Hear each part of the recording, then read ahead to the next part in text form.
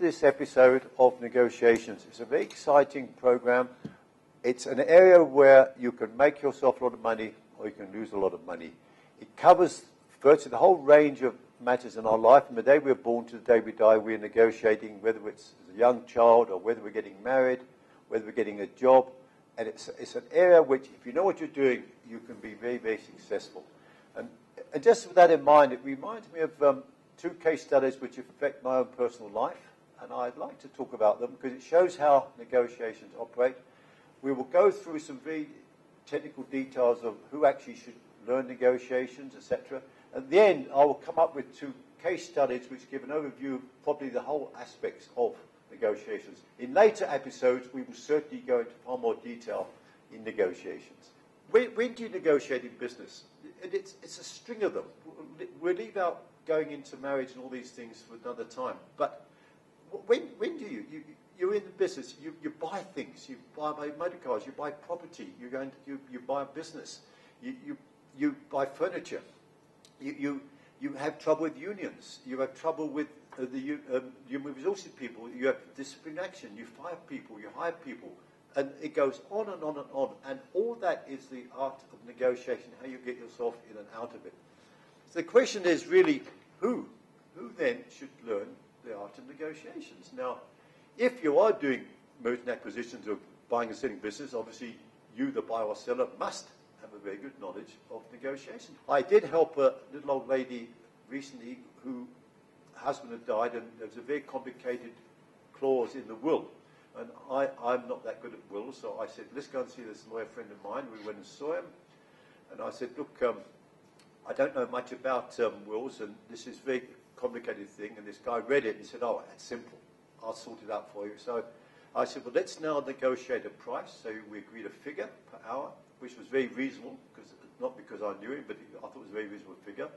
We then said to him what you were going to do. So we wrote on a piece of paper what he was going to do. And then we said, when we finish, put that down. And when the price reached a certain amount, then he had to stop and come back to us. So that was a piece of paper was signed, we scribbled on it, signed. 2 months later, and he said it would be done within a month. 2 months later, this little old lady came and saw me and said, look, I've heard nothing from this guy at all. I said, well, I'm very sorry about that. Let's go and see him. So I went and saw this lawyer. I said, look, what's the problem? He said, oh, we've been very busy, and it's a very complicated thing. Therefore, he had given us a fee of 5,000 Rand. He thought we found about 5,000, maximum of 5,000 Rand. Over 5,000, we could go back on that other premise. And he said, unfortunately, it's now 60,000. I said, you can't go from 5,000 to 60,000. He said, well, that's unfortunate because it's very complicated. I said, well, let's call the senior partner down. So they called the senior partner down. I said, look, this is the case. The guy says, look, it was complicated. I said, your partner has forgotten he signed this piece of paper which said when 5,000 is reached, he's got to come back to us. He never came back to us. He now tells us at 60,000, we have a contract with you which says 5,000. And if he hasn't done it yet, then you're in breach. So the guy said, no, I've done it.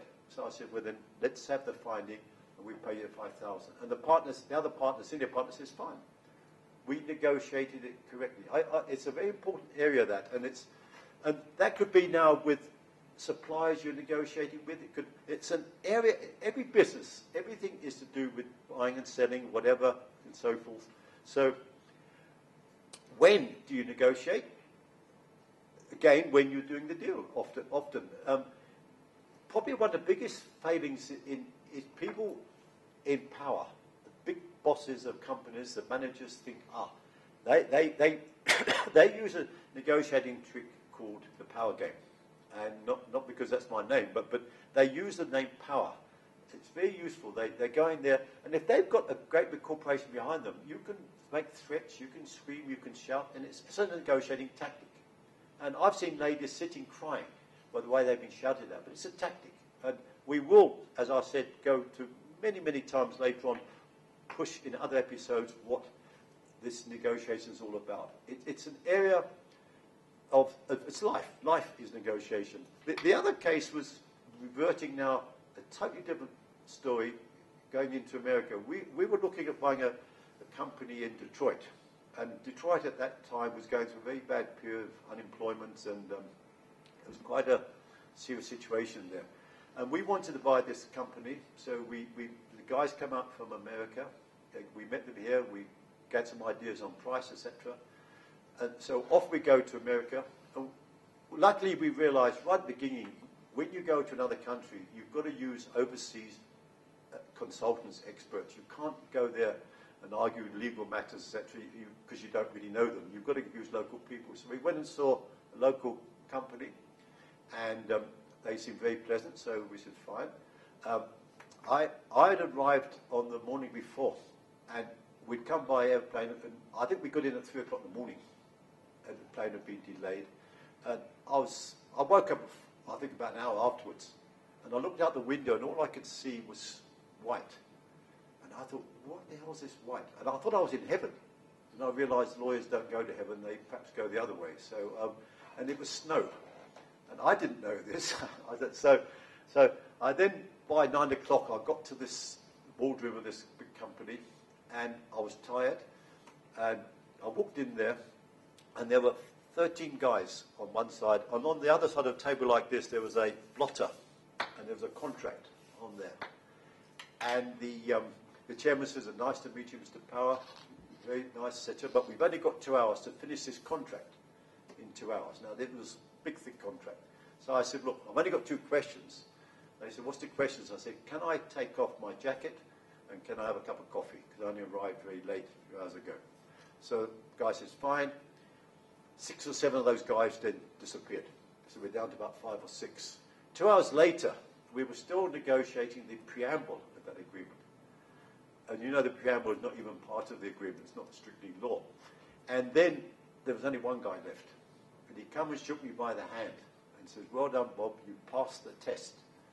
And of course the test was, don't be put under pressure. Don't be put under stress.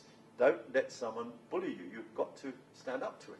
I hope what I've shared with you today can be constructive and helpful to you, and above all else, make you money. And bearing that in mind, I just want to give you some ideas of some of the points we'll cover in our next episode, which will enlarge what we said and really put it all hopefully into place. We'll obviously cover matters such as how to deal with the negotiation tactics, how to have a team, which is very, very, very important. The most important thing here, perhaps, is preparing, knowing exactly what you're doing, having the people with the right mentality in that team, and then you can go and make your offers. It will cover a whole lot of things like assessing the opposition, concessions you may have to make, deadlocks, how you deal with a deadlock, which can be quite scary, how you play the power game, how you deal with what we call caucusing, when you go in and out of meetings, and it's very much of a tactical game. And once we've been through all that, you should have a far better perspective and idea of what negotiation is all about. And hopefully in the future you can build on that yourself and learn from your own experiences. I really hope this has helped you during this course of this episode on the beginning of your knowledge of negotiations. Please join me on our next endeavour when we will go further and cover the points I just mentioned. And this will be the continuation of the series of Uncle Bob's Diaries.